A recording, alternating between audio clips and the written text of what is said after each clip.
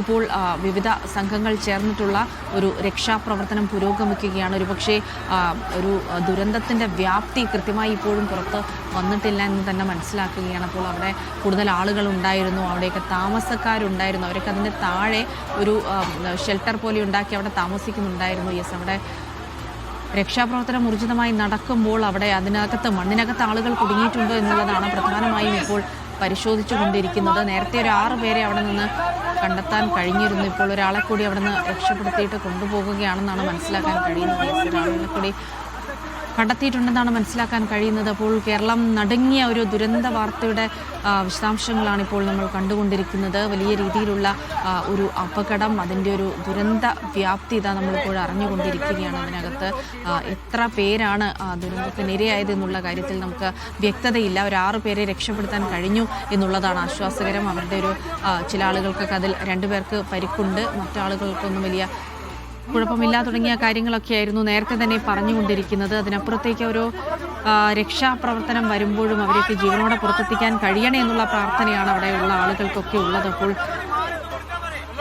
ഇത്തരത്തിലുള്ള ദൃശ്യങ്ങൾ കൂടിയാണ് അവിടെ നിന്നപ്പോൾ നമുക്ക് കാണാൻ കഴിയുന്നത്. നേരത്തെ അബൂബക്കർ എന്നൊരാൾ അവിടെ ഉണ്ടായിരുന്ന ഒരാൾ നമ്മളോട് സംസാരിച്ചിരുന്നു. അദ്ദേഹവും പറയുന്നത് ഈ പ്രദേശത്തേക്ക് ഇപ്പോൾ ആളുകളെ ഒന്നും അങ്ങോട്ട് കയറ്റി വിടുന്നില്ല. അവിടെ ഇപ്പോൾ പ്രൊഫഷണലായ ആളുകൾ, അത് രക്ഷാസേനയാണെങ്കിലും പോലീസാണെങ്കിലും അത്തരത്തിലുള്ള ആളുകളാണ് ഈ രക്ഷാപ്രവർത്തനങ്ങൾക്കൊക്കെ നേതൃത്വം നൽകുന്നത്. NDRFൻ്റെയും SDRFൻ്റെയും ഒക്കെ സംഘം അവിടെ എത്തിയിട്ടുണ്ടോ തുടങ്ങിയ കാര്യങ്ങളൊക്കെ ചോദിക്കേണ്ടതുണ്ട്. അപ്പോൾ അത്തരത്തിലുള്ള ഒരു രക്ഷാപ്രവർത്തനം അവിടെ തുടർന്നുകൊണ്ടിരിക്കുന്നു. നേരത്തെ മന്ത്രി PK ബഷീർ അടക്കം പറഞ്ഞതൊരു 8 ആളുകൾ മണ്ണിനടിയിൽ ഉണ്ടെന്നുള്ളൊരു പ്രാഥമിക വിവരം ലഭിക്കുന്നുണ്ട്. അങ്ങനെയാണെങ്കിൽ അവരെയൊക്കെ ലക്ഷ്യമിട്ടുകൊണ്ടുള്ള ഒരു പരിശോധന, രക്ഷാപ്രവർത്തനമാണ് ആ പ്രദേശത്ത് ഇപ്പോൾ പുരോഗമിച്ചുകൊണ്ടിരിക്കുന്നത്.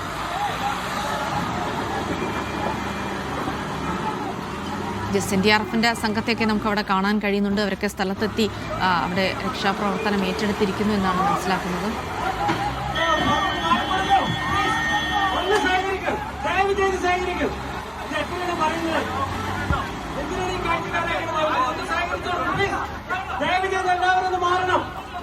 നേരത്തെ നമ്മൾ കണ്ടതാണ് അവിടെ ഒരു ജോലി നടന്നുകൊണ്ടിരിക്കുക അല്ല എന്നായിരുന്നു അദീല IAS അടക്കമുള്ള ആളുകൾ വ്യക്തമാക്കിയത്. കിഫ്ബി ഫണ്ടിൽ ആണ് ഈ വർക്കുകളൊക്കെ ചെയ്യുന്നത്. അപകടത്തിൽപ്പെട്ടത് എഞ്ചിനീയേഴ്സും സെക്യൂരിറ്റി ഗാർഡുകളുമാണെന്നാണ് നേരത്തെ അദീല IAS പറഞ്ഞത്. അവിടെ പണി നടക്കുകയല്ലായിരുന്നു എന്നാണ് അവർ പറഞ്ഞു വെക്കുന്നത്. പണി നടക്കുകയായിരുന്നുവെങ്കിൽ ഇതിനേക്കാൾ ഒരു വലിയ അപകടം ഉണ്ടാകുമായിരുന്നു.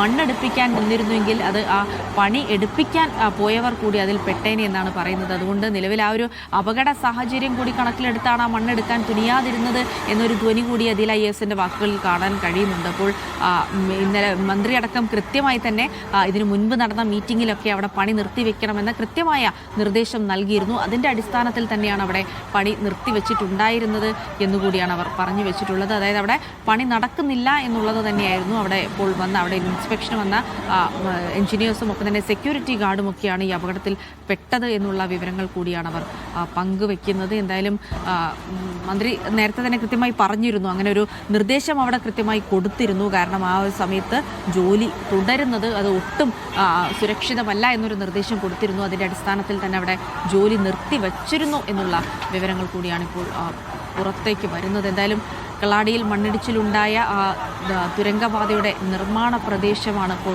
കണ്ടുകൊണ്ടിരിക്കുന്നത്. രക്ഷാപ്രവർത്തനം ഊർജിതമായി തന്നെ പുരോഗമിക്കുന്നു. SDRFൻ്റെയും NDRFൻ്റെയും ഫയർഫോഴ്സിൻ്റെയും പോലീസിൻ്റെയും ഒക്കെ സംഘം അവിടെ ജോലി ചെയ്തുകൊണ്ടിരിക്കുകയാണ്. കൂടുതൽ ആളുകൾ മണ്ണിനടിയിൽ കുടുങ്ങിയിട്ടുണ്ടോ എന്ന് കണ്ടെത്താനുള്ള ശ്രമങ്ങളൊപ്പം തന്നെ ഇവിടെ മന്ത്രിമാരുടെ നേതൃത്വത്തിൽ വിവിധ വകുപ്പുകളുടെ ഏകോപനം കൂടി നടക്കുന്നുണ്ട്. മുഖ്യമന്ത്രി സംസ്ഥാന ദുരന്ത നിവാരണ അതോറിറ്റിയുടെ ഓഫീസിലേക്ക് എത്തുകയും അവരുമായി കൂടിക്കാഴ്ച നടത്തുകയും ഈ ദുരന്തവുമായി ബന്ധപ്പെട്ട കാര്യങ്ങൾ ഉദ്യോഗസ്ഥർ മുഖ്യമന്ത്രിക്ക് വിശദീകരിക്കുന്നതുമൊക്കെയാണ് നമ്മൾ ഒരു വശത്ത് കണ്ടുകൊണ്ടിരിക്കുന്നത്. അതിനപ്പുറത്തേക്ക് മന്ത്രിമാർ കൂടി, അതായത് T സിദ്ദിഖ് ഉൾപ്പെടെയുള്ള മന്ത്രിമാർ അല്പസമയത്തിനകം തന്നെ വയനാട്ടിലേക്ക് എത്തിച്ചേരും കാര്യങ്ങൾ ഏകോപിപ്പിക്കാൻ എന്നാണ് മനസ്സിലാക്കുന്നത്. അങ്ങനെ ഒരു കൃത്യമായ ഏകോപനത്തിലൂടെ തന്നെ ഒരു രക്ഷാപ്രവർത്തനം അതിവേഗം സാധ്യമാക്കുക എന്നുള്ളത് തന്നെയാണ് ഏറ്റവും പ്രധാന പ്രശ്നം. അത് സർക്കാരിന് മുന്നിലുള്ള ഏറ്റവും നിർണായകമായി ചെയ്യേണ്ട കാര്യവും അത് തന്നെയാണ്. അത് സംഭവ സ്ഥലത്ത് പുരോഗമിച്ചുകൊണ്ടിരിക്കുന്നു.